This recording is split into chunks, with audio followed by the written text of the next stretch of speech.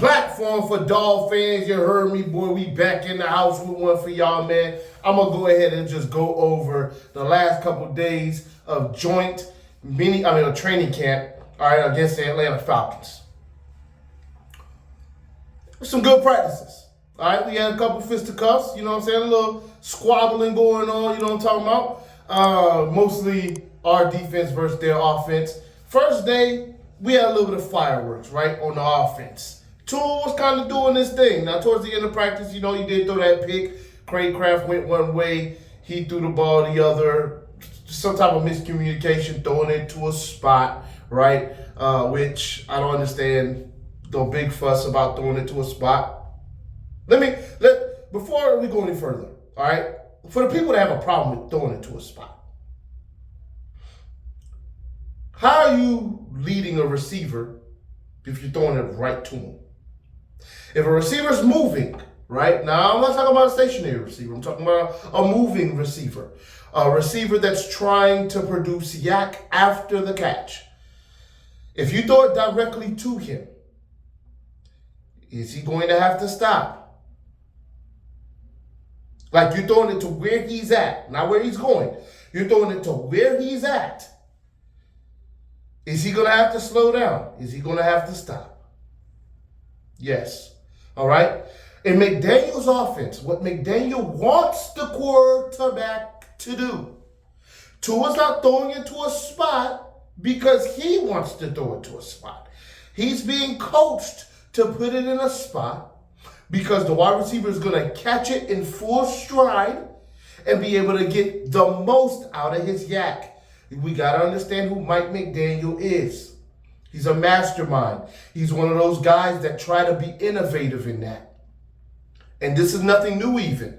All right, now he's just taking it to another level with some of the ways he's doing things on offense, concept-wise, but it's nothing new. Montana threw to a spot. They used to go out in the dark and throw routes. Marvin Harrison and Peyton Manning used to go out in the dark and throw routes because they were such in chemistry that he could let it go, not even knowing where Marvin was at, and Marvin would go get it. Throwing to a spot. Throwing to a spot. Okay? You throw the ball to a spot in front of the wide receiver so that he can go get the ball and keep going. That is accuracy. Ball placement. Okay? Throwing it out in front of the wide receiver. Throwing it to where he's going to be and not where he is at. That's what we're talking about. Why is throwing to a spot derogatory? I don't know. If you're a good quarterback, you're throwing it to where the receiver's going to be, not where he is. You're throwing it to a spot. Now, all right, so Tua threw to a spot that's where it can mess you up now, because I understand, how do you throw the interception?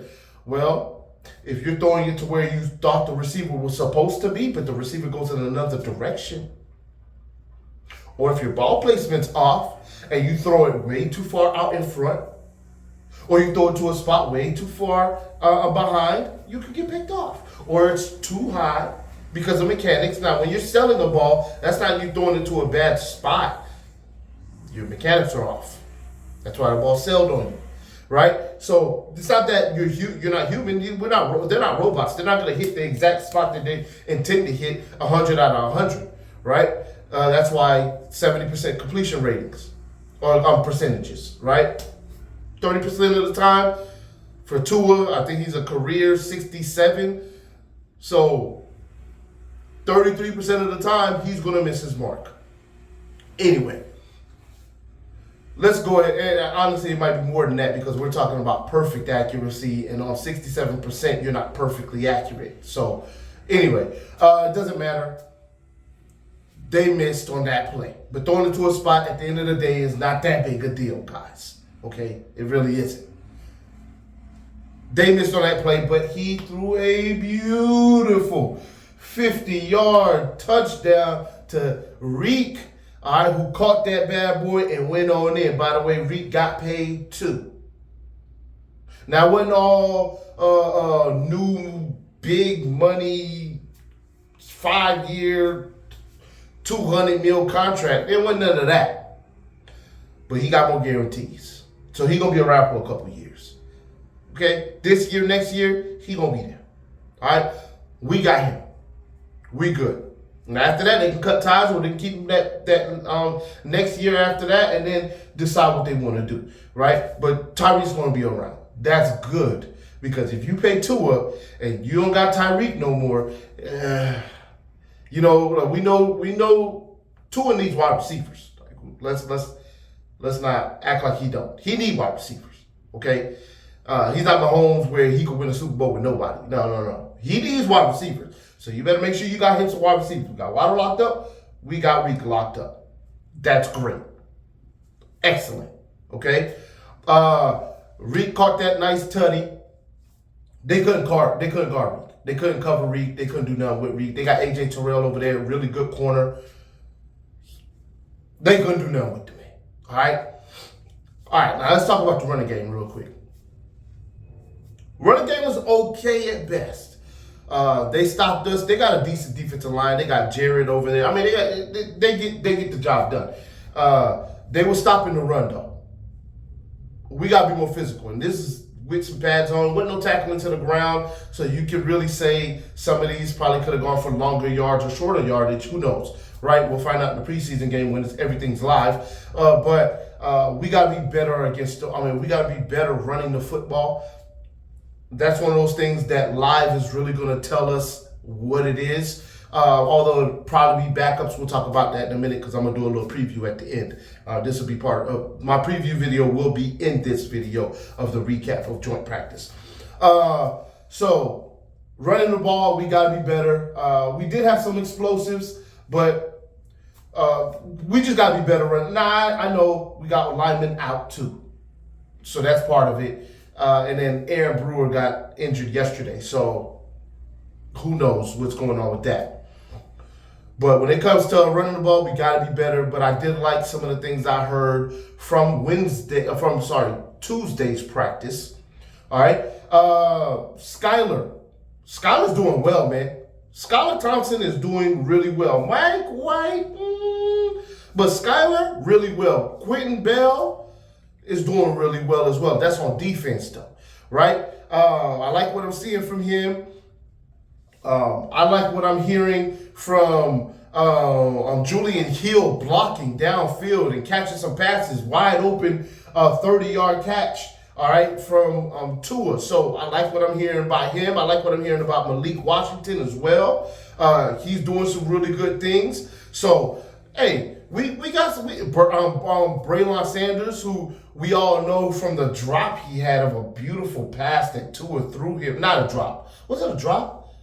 No, it wasn't a drop. Sorry, it was not a drop. Tua threw, you remember that Buffalo game in the snow?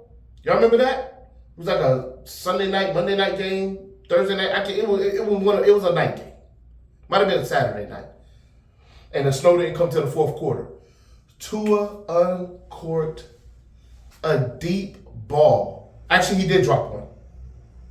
He dropped one, and then the next one, Tua uncorked the deep, and the man slowed down and turned around. Y'all remember that? Like, he would have kept running, it would have been in stride, it would have been a touchdown, but he slowed down and turned around for whatever odd reason. That Braylon Sanders balling out this doggone training camp. Now, he's doing well. Yesterday he dropped a pass, but before then, pretty sure-handed. It's not that he had dropped passes previously in camp, but of late he's been picking it up. Okay, I like what I'm hearing from him as well. There's some decent things from the offensive line. Paul, he's doing okay. We got Jones, Robert Jones. He's doing pretty well, submitting himself right now as the left guard. I like what I'm hearing from him. Eichenberg, not so much. We need better from you, bro. Lamb, not so much. We need better from you, bro. All right? But, on Tuesday, wasn't half bad. When it comes to our offense versus their defense picked it up late. but we still got the field goal at the end in situational. So I'll give the offense on that day a win. Our defense versus their offense. They couldn't do nothing in the first half of practice. Ramsey out there locking it up. All right? Like, we were just doing our thing. Our defense getting pressure on Cousins. He couldn't do much. Penix couldn't do much at the beginning of practice. They couldn't run the ball. Ramsey, by the way. Oh, my. Ramsey is on his way back to being a 99 player on Madden, right? Like, that's the trajectory he's on right now. He's trying to prove a point. He was injured last year. He couldn't, and the defense wasn't catered to him. This defense is catered to him.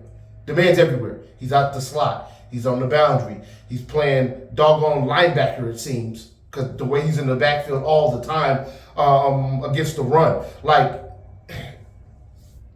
what we're about to get in Ramsey this year is going to be special. I can already sense it, and I can say that with confidence because Ramsey is one of the best corners, if not over the past 5-6 years with X.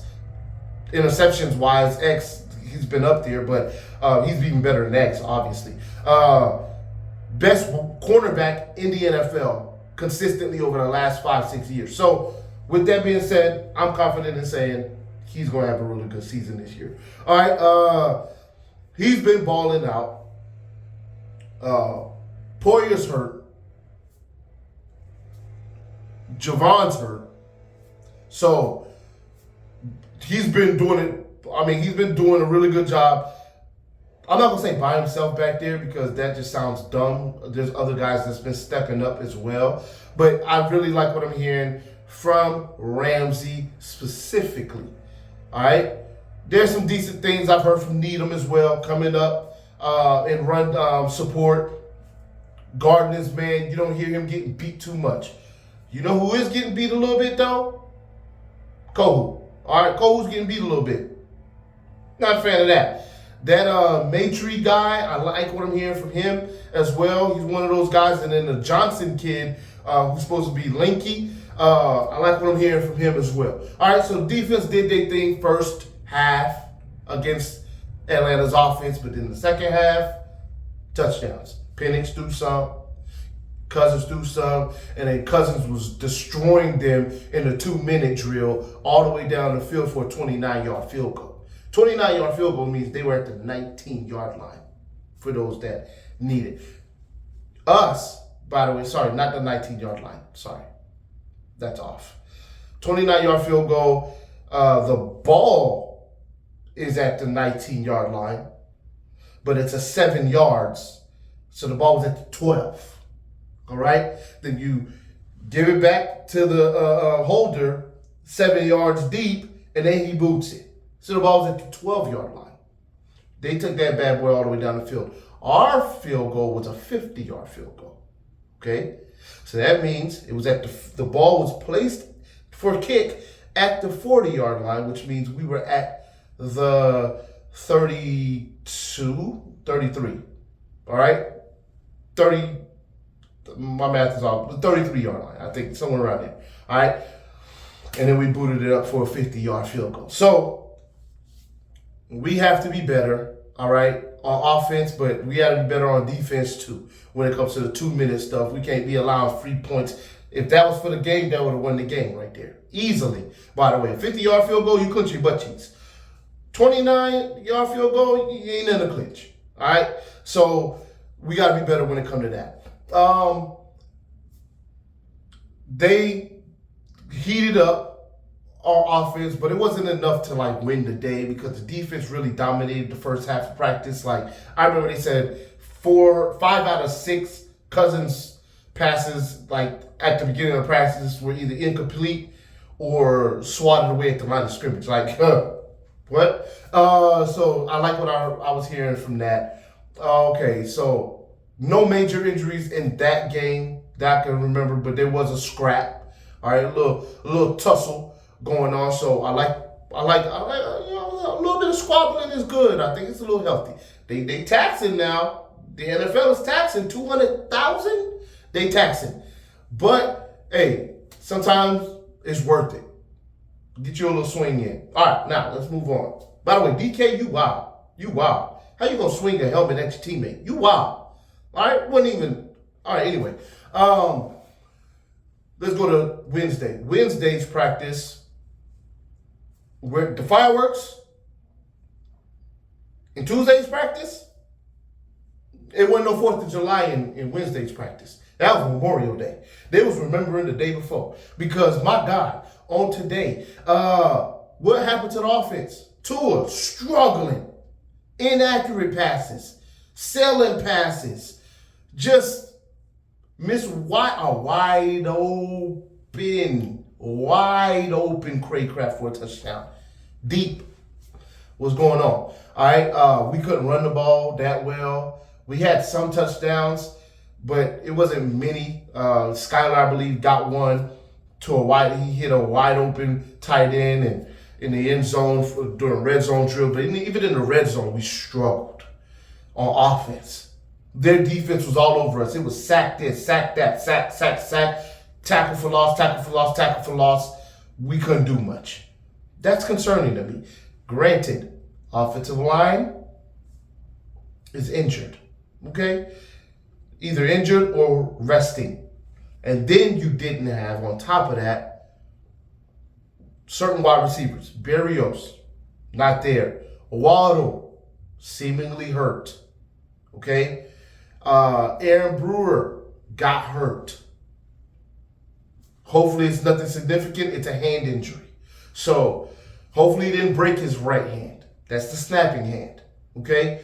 And you can't put a cast on your snapping hand. All right, anyway. And we have snapping issues across the board. Yeah, that's a problem. And Connor just got signed to Seattle.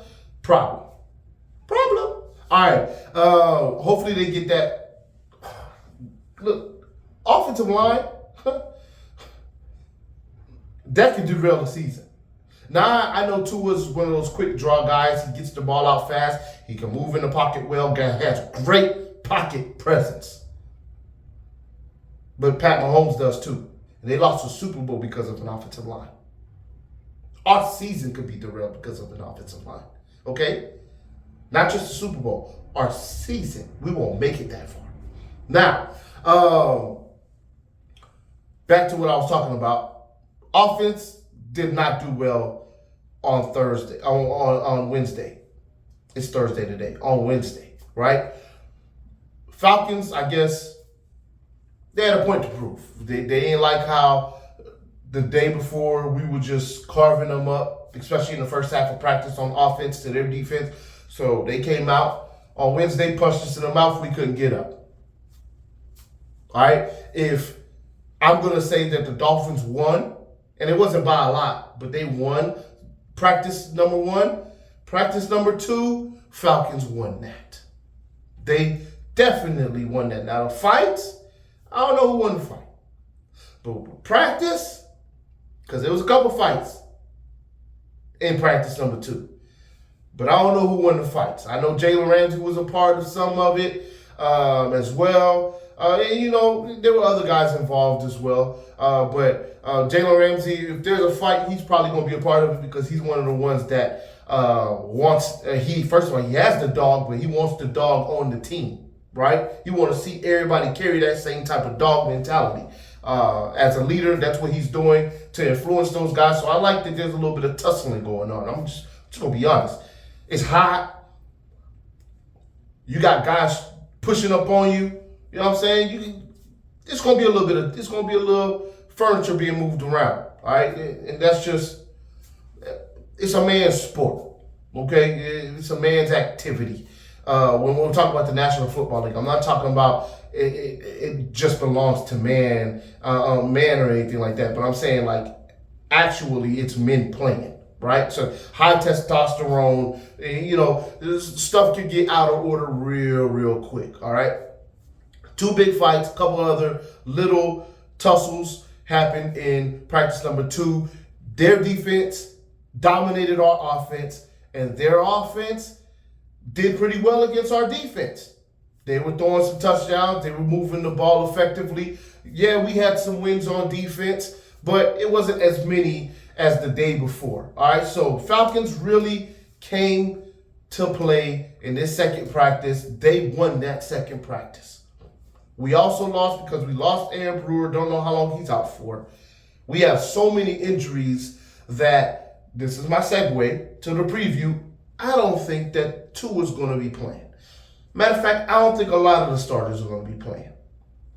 Personally, I just don't believe that. I believe we're going to be sitting majority of our starters in this first preseason game. Do I believe that Tua's going to get some run? I hope.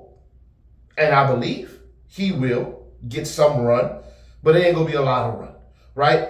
Second game, he might get a series or two, 3 series. Third game, maybe a series or two, 3 series. That's it. All right? Now, who should be the starter for this first game if Tua and the starters are not going to play? Because there's just too many injuries to count on him having a good, effective offensive line so he doesn't get hurt, right? We got to still protect Tua at the end of the day. Let him get hurt in the regular season. Preseason ain't the time for him to have a season-ending injury, right? So you protect him at all costs, and he's making $200 million. Not really, but really. All right, anyway. I believe so far Skylar is winning the competition. So Skylar deserves to start. I would have Skylar play the first half. Then I would have Mike White play the second half. The next game, after Tua snaps, I would have Mike White come in, get his snaps off, and then have Skylar finish the game. And then the third one, after Tua gets his runs, I would have the winner of the competition go next. Okay? If it's still open, then whoever's winning at the time after those weeks will go next. And then you determine at that point who should be the actual starter, backup, for the Miami Dolphins, which I believe it will be Skylar Thompson. Skylar Thompson is more accurate, more athletic, stronger arm, better decision-making than Mike White.